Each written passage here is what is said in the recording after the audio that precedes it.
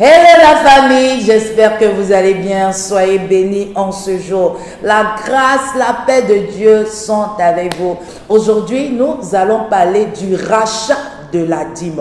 Il arrive qu'on paye la dîme et arrivé à un certain moment, on ne paye plus la dîme. Soit par exemple, on paye la dîme pendant le mois de janvier et arrivé par exemple en avril, on n'a plus payé la dîme parce qu'on a eu des problèmes, soit des problèmes ou bien on a voulu être cupide, on a voulu calculer la place de Dieu. Et il arrive qu'on ne paye pas la dîme pendant les 2 mois ou bien pendant les 3 mois. Et à la suite de cela, on voit que notre rendement ou bien on voit que nos finances ne prennent plus, n'évoluent plus. Et on voit qu'on a de l'argent, mais on ne sait pas ce qu'on fait avec parce que l'ennemi a soufflé dessus. Vous-même, vous voyez, quand tu ne payes pas tes impôts, soit l'État augmente, ou bien il augmente soit la pénalité, ou bien soit l'État fait de telle sorte qu'il saisit tout ce que, quand c'est trop élevé, l'État saisit carrément tout ce que tu as. C'est comme ça aussi nos dîmes. Quand la Bible dit quoi? Qu'on doit payer la 10e partie, qu'on n'arrive pas à payer, arrivé un moment, l'ennemi s'introduit et vice-versa, on commence à voir que nos finances commencent à se dégringoler.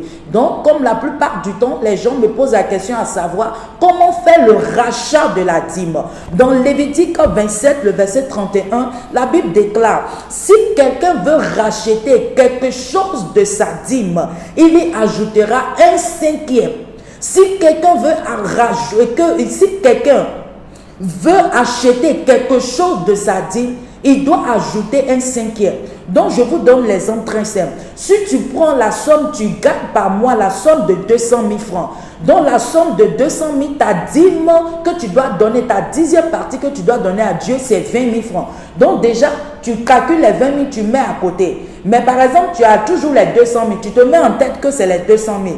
Donc, les 200 000, tu multiplies par 1 et tu divises par 5. Donc, quand tu multiplies par 1 et tu divises par 5, tu trouves la somme de 40 000 francs. Dans les 40 000 francs, tu prends plus les 20 000. Les 40 000, ce sont le rachat. C'est le rachat de la dîme.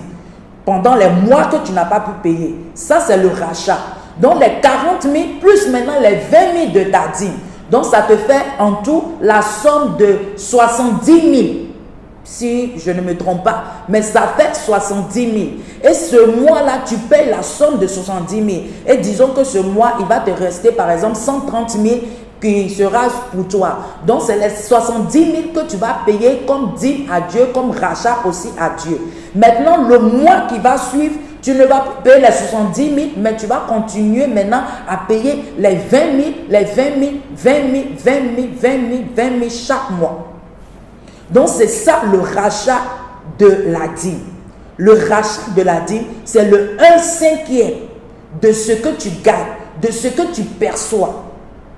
C'est ça, le 1/5 de ce que tu gagnes, de ce que tu perçois et que tu n'as pas eu l'occasion, tu n'as pas eu la possibilité par rapport à ta cupidité de vouloir donner à Dieu et ça faisait des mois. Maintenant, quand tu veux maintenant faire le rachat, c'est le 1/5.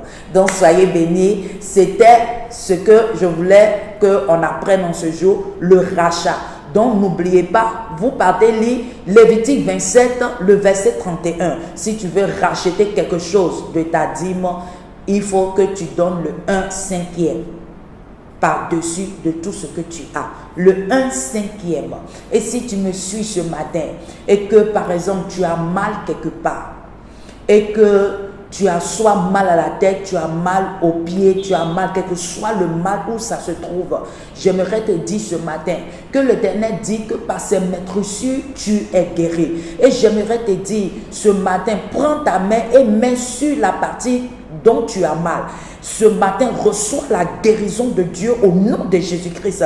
Le Seigneur intervient depuis ta tête jusqu'à la plante de tes pieds et tu reçois ta guérison au nom de Jésus-Christ. Merci Seigneur pour tout ce que tu fais. Au nom de Jésus-Christ.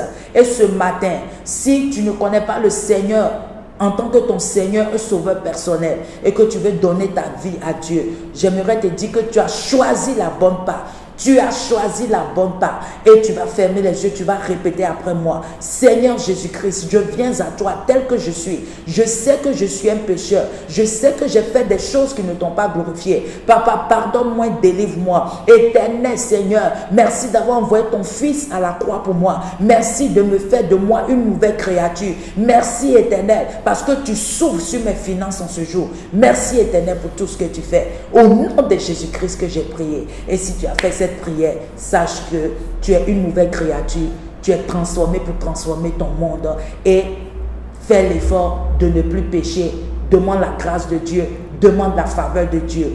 Et ce matin, c'était Vie Glorieuse avec Essena Moti. N'oublie pas de partager, n'oublie pas de commenter, n'oublie pas de liker et d'inviter tes amis surtout. Et la plus grande